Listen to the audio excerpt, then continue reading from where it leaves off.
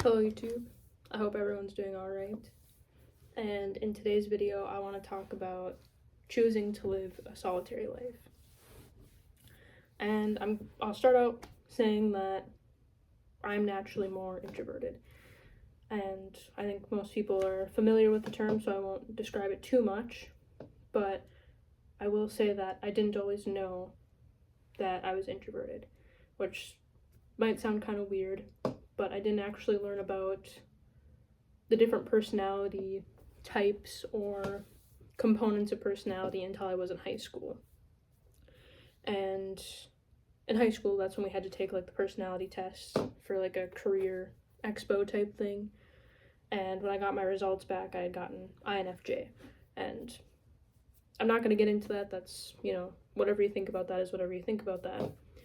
But it wasn't until I was in my early 20s, so I was maybe like 22 or 23, is when I actually started to honor that aspect of myself. Started to honor the part of me that enjoyed being alone.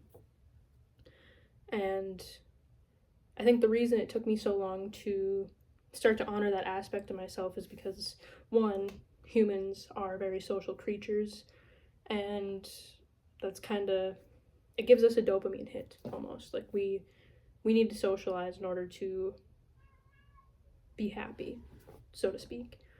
But different people need different amounts of socialization. And for me at the time, I was way over the amount I needed. And I was probably very socially burnt out and very disconnected from myself. And it wasn't until I started to, like I said, honor that aspect of myself that I really started to realize how much I enjoyed being alone. And I think this is something that's hard for people too, because how our society is created, it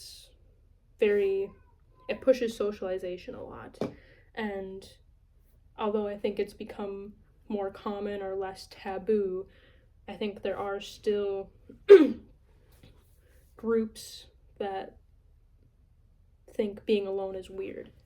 And I would argue that the more time you spend alone or with yourself, probably the weirder you'll become, just because when you spend time alone with yourself, it gives you time to actually connect with who you are instead of being the product or the average of the 5 people you spend the most time with. And which actually kind of goes into another point, is that I realized when I was spending more time alone that I became one of the 5 people I was averaging, right? So what I mean is, so you've heard the phrase, I'm assuming, that we're the average of the 5 people we spend the most time with. So when I started spending more time alone, I became one of the 5. So really, there was only 4 other people that I spent time with, and then one of them was me. So that naturally brought forth more of my authentic self, what I valued, what I thought, and I became more comfortable in social situations being more of myself than I was prior to spending more time alone.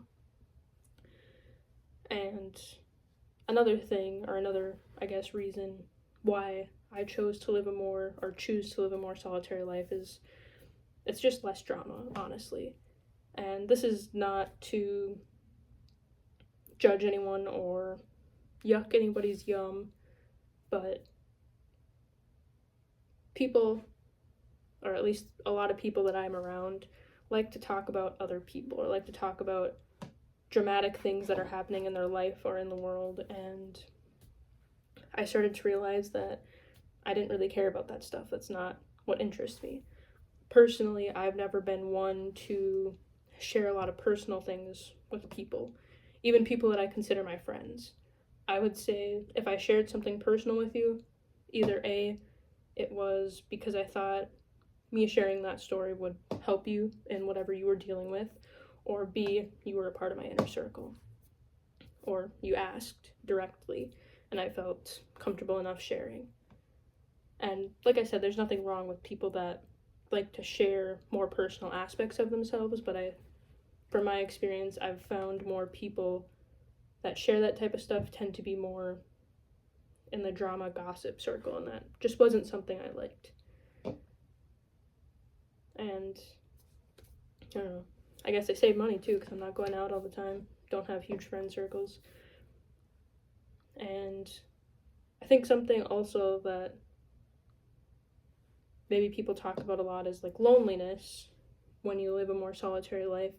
And I definitely have gone through periods where I felt lonely, but I think as of now and lately and probably going forward, that feeling of loneliness kind of subsided, because I realized that that feeling of loneliness wasn't necessarily coming because I was missing social interaction. To an extent it was, but I think a part of it was that I was missing a part of myself, and that I was outsourcing that through my social interactions. I was looking for that validation, and obviously if you're spending more time alone, you're not getting that outsourced validation. You have to learn to validate who you are, which arguably I think is a great quality to have, because then you don't necessarily become people's yes man, or you don't get roped into things or start doing things that you don't actually want to do. But we underestimate the power of social pressure. And also, kind of as a result of spending more time alone, I have noticed that because I'm not easily persuaded under social pressure as much as I was before, that I tend to make people a little uncomfortable because I don't go with the flow. Or I shouldn't say I don't go with the flow. I don't go with maybe what the group desires to go with. I'm typically the person that's like, I'm good. Unless I want to do it, then obviously I'll go with it. But I'm usually the first person to be like, okay, I'm out of here later. I want to go home, or just express a disinterest. And I know people have talked about me behind my back because of those things, and that's okay. And that is likely things that other people that spend more time alone have experienced, that people just don't understand why or how we are the way we are. But if authenticity is something you're looking for, I would definitely suggest spending more time with yourself and just becoming more sovereign. Anyway, this is a little bit of a ramble. Peace and love, YouTube. Till next time.